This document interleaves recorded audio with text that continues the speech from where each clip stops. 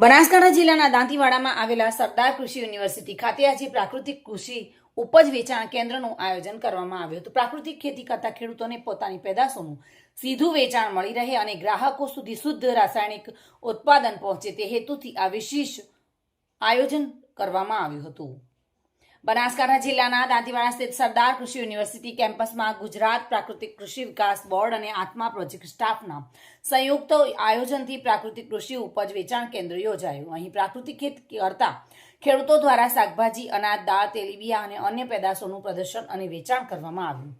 આ આયોજનનો મુખ્ય હેતુ ખેડૂતોને યોગ્ય બજાર વ્યવસ્થા ઉપલબ્ધ કરવાનો અને પ્રાકૃતિક ખેતી પ્રત્યે લોકોમાં જાગૃતિ લાવવાનો હતો।